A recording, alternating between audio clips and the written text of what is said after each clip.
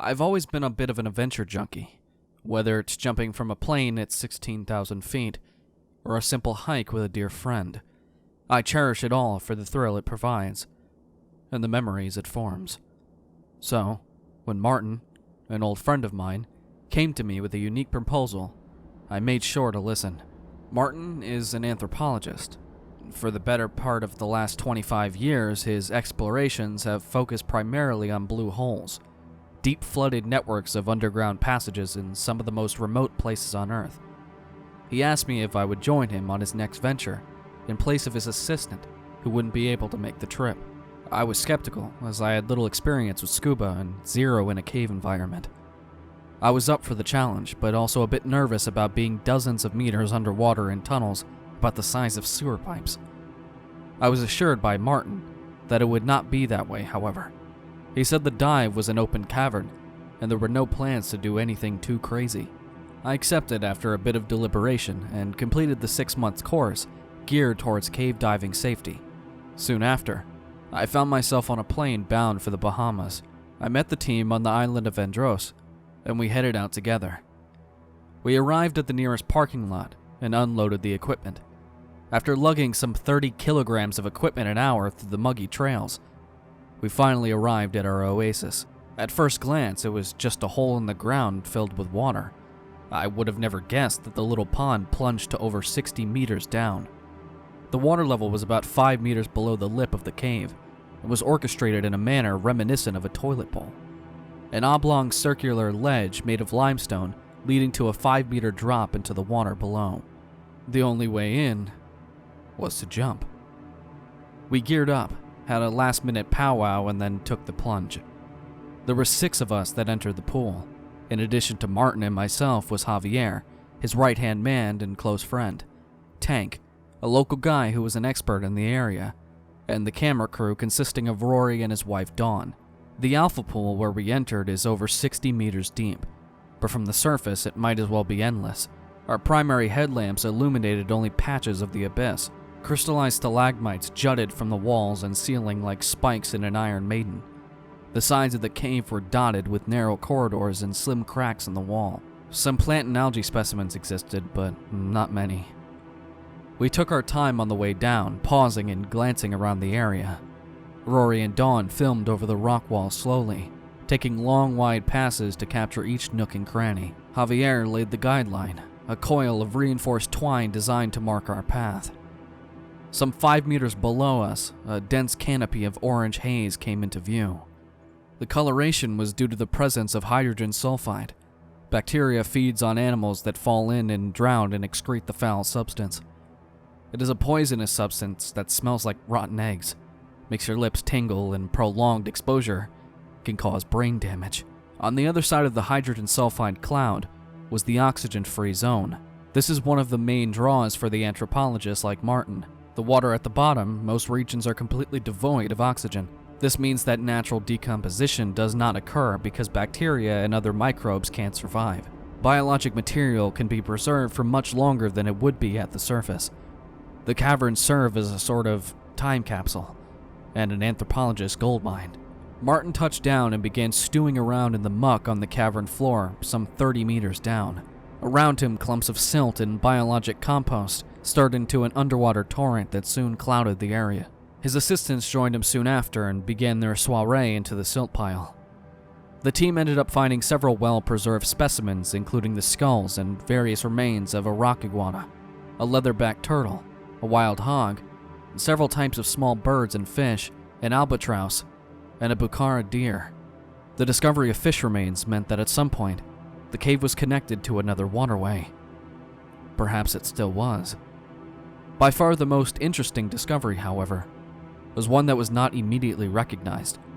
A large, almost basket-like bony plate with bumpy ridges along the outer shell. It was thought to be a large turtle shell, but the curvature of its shape made that unlikely. Unfortunately, it was entirely too large to haul back to the surface. Martin theorized that the shell belonged to an extinct mammalian creature known as the Glyptodon. Think giant Ice Age armadillo with the head of a wombat. If Martin's suspicion was correct, it would be the first remnant of a Glyptodon to ever be discovered in the Caribbean. The beast went extinct some 10,000 years ago, but the findings seemed to bring that analysis back into question. Maybe Glyptodon stayed around a little longer than previously believed. We performed another several dives over the next few days, going deeper and deeper each time.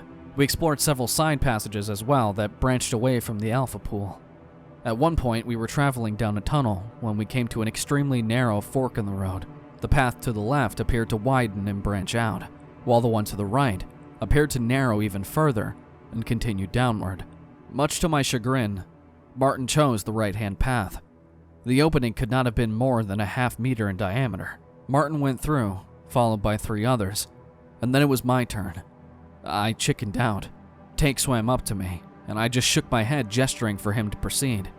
He made the OK signal and ventured on through while I stayed behind. I meandered about in that area, twiddling my thumbs as I waited for the group to return.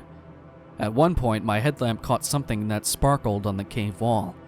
I moved toward it for a better look. I soon discovered it to be a small, rusted chain necklace with an intricate pendant attached. I took it and admired it in my hand, thinking maybe another member of the crew had lost it. It had no visible markings, and the style was one I was not familiar with. While I stared, enamored with my discovery, something shifted from the corner of my eye.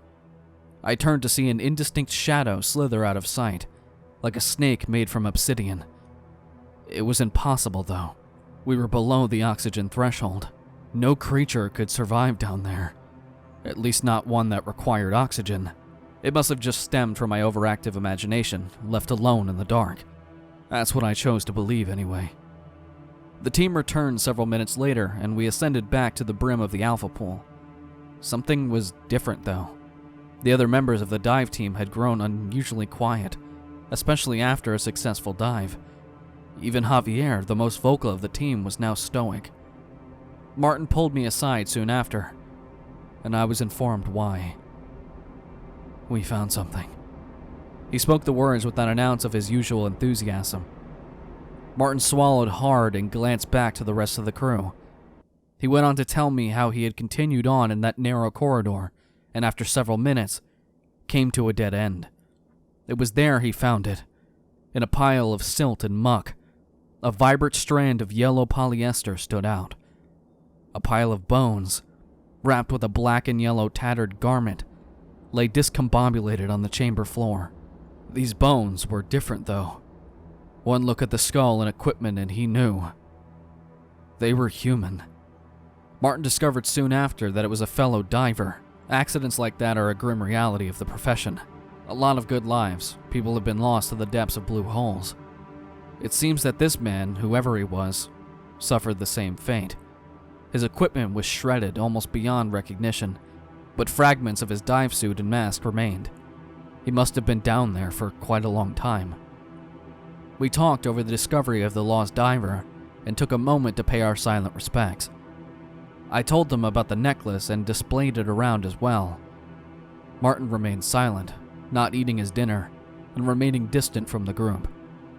After a few minutes, I decided to check on him. No one's ever been down that far before. He looked me dead in the eye when he said it, a worried grimace on his grizzled cheeks. At least not that we know of. He clarified. Here I had been under the impression that the entire system had already been thoroughly explored and mapped out. But obviously that wasn't the case. I had no intention of returning into that godforsaken hole after the discovery of the deceased diver. Martin understood, but wasn't ready to call it quits. After all, there was one more passage that needed investigation. Martin theorized it to be the most grandiose of them all. A realm of submerged majesty, unscathed by human hands. One which, upon our return, would be named for us. I don't know how or why his words managed to convince me, but I soon found myself suited up once again, floating at the surface of the alpha pool. We performed the usual routine, and one by one, my colleagues sank below for one more dive. We made our way back to the same tunnel as the previous escapade. This time at the fork, we took the left-hand path. Martin took the lead and stepped into the corridor. Each methodical kick he took stirred a flurry of silt into the water. In no time, visibility in the tunnel became nil as our group stumbled blindly onward. Crumbling debris rained down from the roof as we pressed on, and I lost all sight of the rest of our crew. My heart rate began to climb yet again as the dense clouds spiraled around me. I clutched the guideline for dear life with my left hand, while my right moved along the tunnel wall. For several minutes I stumbled along blind in the fog, with only my sense of touch guiding the way. The porous rock that suddenly turned into a smooth, almost squishy sensation. I retracted my hand out of instinct, but curiosity drove me back. I felt along the wall until the squishy sensation returned. My hand began to clench when suddenly the thing jerked. I felt it wiggle away, and my heart sunk like an anchor. I hustled forward now with a new sense of urgency. I bumped my head several times as I moved, but finally, the dense fog dispersed, and I emerged from the fog, only to be met with an empty chasm of endless black that stretched beyond sight in every direction. I looked back to see the murky tunnel from which I had come, and the stone wall which dove dozens of meters down. Martin, Javier, Rory, and Dawn were all drifting a couple meters out, surrounded by nothing but the void. We regrouped, and Martin removed a glow stick from his pack. He cracked it and stared for a moment before releasing his grip. The neon green candle drifted downward further and further. We must have watched it sink for at least half a minute before it finally appeared to come to a rest at the bottom. But at that point, it was only a single green pixel on a 4K display. It must have been hundreds of meters deep. The light then vanished entirely, likely snuffed out from the immense pressure below. We lingered for a moment, waiting for Martin to decide on a plan. A muffled squeal then escaped Dawn's lips, with a flurry of bubbles. We turned to Dawn to see her frantically tapping Rory and pointing downward. We looked down and stared in disbelief as the glow stick appeared to begin to rise upward from the bottom. I began to back away towards the tunnel, now with my heart clamoring and mind screaming for me to get the hell out. The light continued to ascend, seeming to pick up speed as it went. It also looked as though it had changed color from neon green to more of a blue tint. The light also seemed to be changing shape rapidly, as if bending from side to side. Dawn began to move towards me, but the rest of the team stared down, transfixed by the glowing spectacle. Others began to back away one by one as the light drew nearer. Eventually, Martin was the only one who remained. The light then reached him, and our headlamps revealed it for what it was. An eel or lamprey of some sort, maybe 2 feet in length and solid black. The blue light we had seen was imprinted along its belly as some kind of bioluminescent display. The creature began to circle Martin slowly, as if curious.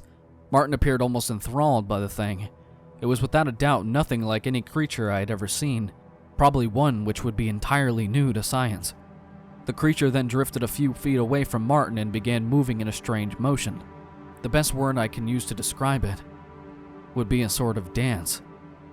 It would pause briefly and then wiggle quickly before pausing again. It repeated the motion over and over, staying true to its pattern. It was almost hypnotizing to behold. Despite the interesting find, I felt a dread begin to mount in my stomach. A minuscule flash then caught my eye from below. There was another one, and it too was rising towards us. Another flashed to life a second later, followed quickly by another. Soon dozens of them began to emerge and follow suit with the others. The second soon joined the first beside Martin, and straight away began the same peculiar display, in perfect synchronization with the first. A third joined in, and then a fourth. I looked down again, and my heart lurched into my throat. The entire area below us had begun to glow as hundreds of the things became illuminated and rose like a flock of dazzling blue embers. In the middle of them, though, a much larger light took form. It began to rise, sparkles of blue flashing upon it in a dazzling performance. Martin had finally seen enough. He turned to join us, but it was too late. As soon as he moved, one of the eels lunged for him, coiling itself around his arm and digging into his flesh. Dozens joined the attack within seconds as it turned into an all-out feeding frenzy. I heard Martin scream, but there was never any hope of saving him. The rest of us fled immediately back into the dingy slit-laden passage that led us in. Dawn went first, followed quickly by Javier, and then me. I moved as quickly as I could through the passage, blinded by the slurry but caring only about escape at all cost. Behind me, I heard a torrential commotion as the voracious creatures pursued us.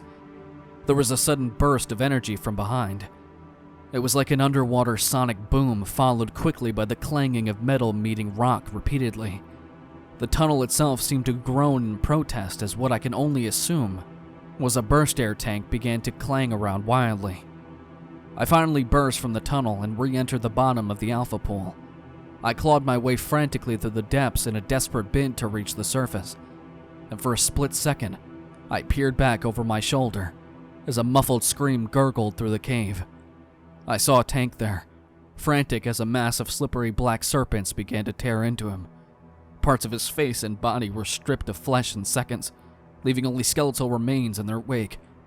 He ceased his struggle, and the mob enveloped him. "I'm so sorry, Tank." The words echoed in my mind as I turned and made a mad dash upwards. I felt them closing in behind me as the smell of rotten eggs filled my nostrils. Several razor mouths gripped onto my leg as I swam, breaking into the red mist of the hydrogen sulfide. I thought I was done for, when the mouths released their grips. I turned as I cleared the putrid lair and saw hundreds of the vile glowing things staring back up at me. They continued their same dancing motion, hundreds of them in perfect unison. A much larger shadow bulged from the cluster. This one was massive, at least 10 times the size of its kin.